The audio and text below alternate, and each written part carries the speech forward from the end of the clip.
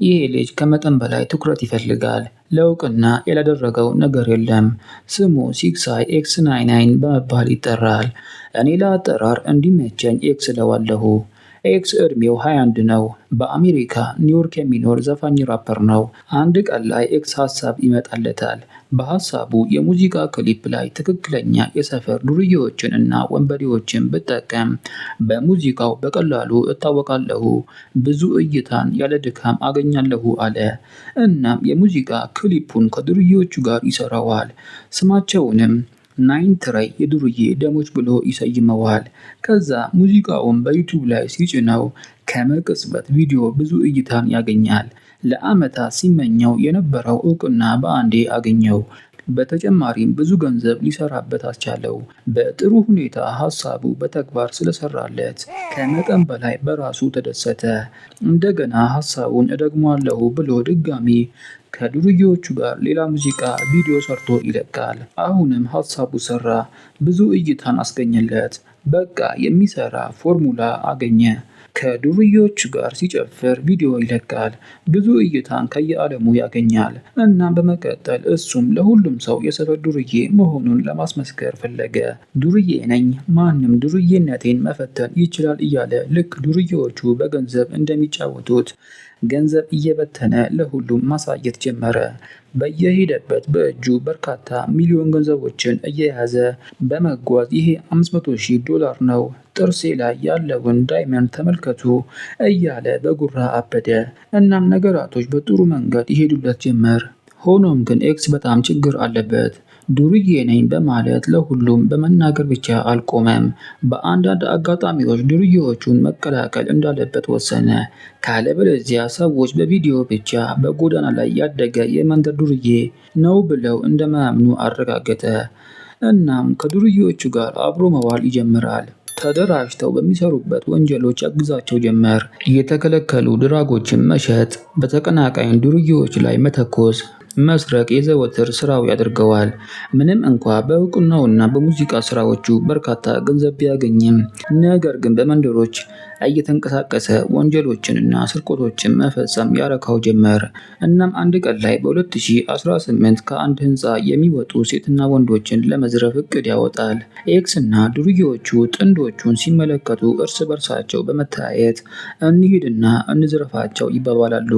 ዱርዬዎቹ ከመኪናቸው ዘለው ወጥተው ጥንዶቹን በማገት ያላቸውን በሙሉ ስጡን ሲሉ ያስፈራራሉ። በዚህ ጊዜ ኤክስ ከመኪናው ቁጭ ብሎ እያንዳንዷን ነገር በመመልከት በያዛት ካሜራ እየቀዳ ነበር።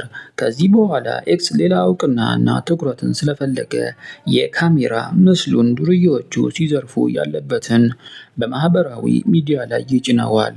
በዚህና ከዚህ በፊት በሰራቸው ሌላ ወንጀሎች ተከሶ በፖሊስ ተይዞ እስር ቤት ይወረወራል። እስር ቤት የገባው ከዱርዬዎቹ ጋር ነበር። አሁን ላይ ነበር ነገራቶች እየከበዱበት የመጡት። ምክንያቱም በብዙ ክሶች ማለትም በዝርፊያ፣ በግድያ ሙከራ፣ በዘለፋ ወዘተ ወንጀሎች ተከሶ ፍርድ ቤት ይቀርባል። በክሱ መሰረት 47 ዓመት እንደሚታሰር ይነገረዋል። ክሶቹም በመዋሸት ነፃ ለመሆን ብዙ ሞከረ፣ ሳይሳካለት ቀረ። እስር ቤት እንደገባ ከ24 ሰዓት በኋላ በመጨረሻም አሪፍ ሀሳብ ብልጭ ይልለታል። ከዚህ ውጥንቅጥ እንዴት ራሱን ነፃ እንደሚያወጣ አወቀ። ማቃጠር ብቻ እንዳለበት አመነ። ከፖሊሶች ጋር በመተባበር ሁሉንም ወንጀሎች አብረው ሲሰሩ በነበሩትና ሲዘርፉ በነበሩት ዱርዬዎች ላይ ማላቀቅ ፈለገ። እንደ ሀሳቡም አደረገ። የዱርዬ ማንነቱን እርግፍ አድርጎ ትቶ ከፖሊሶች ጋር እጅና ጓንት ሆኖ መስራት ይጀምራል። ፍርድ ቤት ቀርቦ ጓደኞቹ ሆነው ክፉን ደጉን ባሳለፉ ዱርዬዎች ላይ ቃሉን ይሰጣል፣ ይመሰክራል። አብዛኞቹን በአስራዎቹ ዓመታት እንዲቀጡ ያስደርጋል።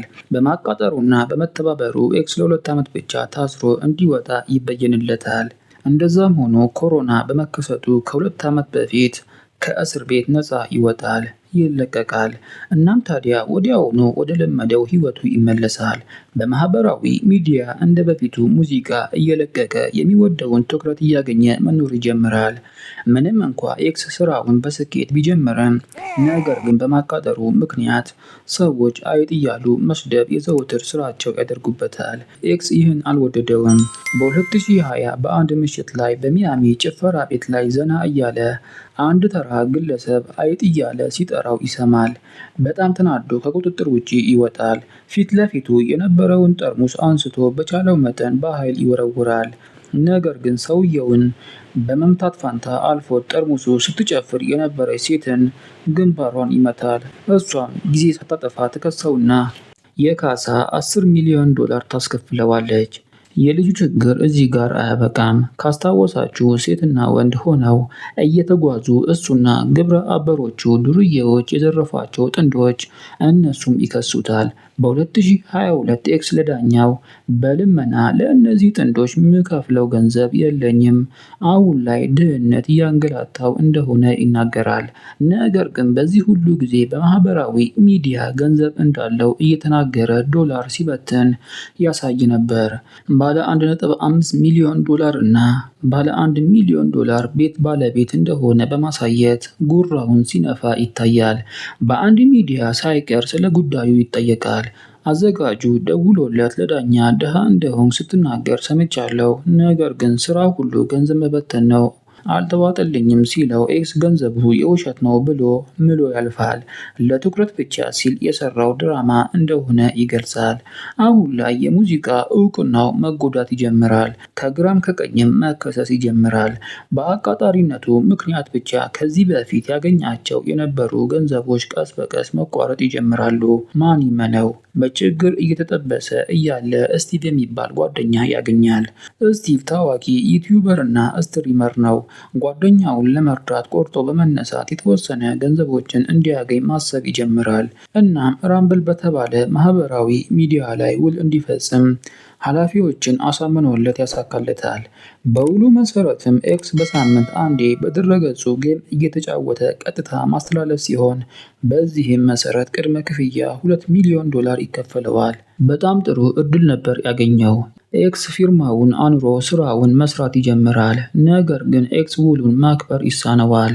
ቀጥታ የማስተላለፍ ፍላጎት የለውም። $2 ሚሊዮን በተለያዩ የቲቪ ፕሮግራሞች እየቀረበ ለሴቶች ይበትነው ጀመር። በሳምንት ባልሞላ ጊዜ ውስጥ ብሩን አወደመው። ይሄ ደግሞ ለኤክስ ሌላ ራስ ምታት ጉዳይ ነበር። በውሉ መሰረት ባለመስራቱ ለድረገጹ $2 ሚሊዮን መልሶ እንዲከፍል ይወሰንበታል። የኤክስ ችግር በዚህ አላበቃም። ሀገሪቷ ላይ ከሚፈራ ድርጅት ጋር ግብ ግብ ይፈጥራል። ከዚህ ድርጅት ጋር ማንም መነካካት አይፈልግም። በዚህ ጊዜ የሙዚቃ ክሊፑን እየሰራ ብሩን እየበተነ እየጨፈረ ባለበት ሰዓት ላይ ለሁሉም ሀብታም እንደሆነ በመግለጽ ግብር ከፍሎ እንደማያውቅ ይናገራል። አይአርኤስ የተባለውን የአሜሪካ የግብር ሰብሳቢ ተቋምን ስም እየጠራ ከ2020 ጀምሮ በሚሊዮኖች አግኝቻለሁ፣ ነገር ግን አንድም ግብር ሳልከፍል ቆይቻለሁ ብሎ ድርጅቱን ያናዳል። የድርጅቱ ሰዎች የኤክስ ተግባር ምንም ደስ አላሰኛቸውም። ለተወሰኑ ቀናት ከሰለሉት በኋላ በስሙ የሚገኙ ቋሚ ንብረቶችን ያሳግዱበታል። መኪናዎቹን፣ ጌጣጌጦቹን፣ ሀብሎቹን በሙሉ ለጨረታ በማውጣት እስካሁን ያልከፈለውን ግብሩን እንዲከፍል ያደርጋሉ። ሲመካበት የነበረው ሀብቱ አመድ ሆኖበት ጭራሽ ዕዳ ውስጥ ይገባል። የኤክስ ችግር በዚህ አያበቃም። አሁንም ክሶቹ እንደቀጠሉ ናቸው። ዕዳውም እየሰፋ እንደሆነ መረጃዎች ይጠቁማሉ። እሺ ተመልካቾቼ ለዛሬ የነበረኝ መረጃ ይህን ይመስል ነበር። ቻናሉ የእናንተ በመሆኑ ቪዲዮውን በተመለከተ ያሻችሁን አስተያየት ኮመንት ላይ አስቀምጡ። ቪዲዮውን ሼር፣ ሰብስክራይብ እና ላይክ በማድረግ የቻናሉ ቤተሰብ ይሁኑ። ቻው፣ አመሰግናለሁ።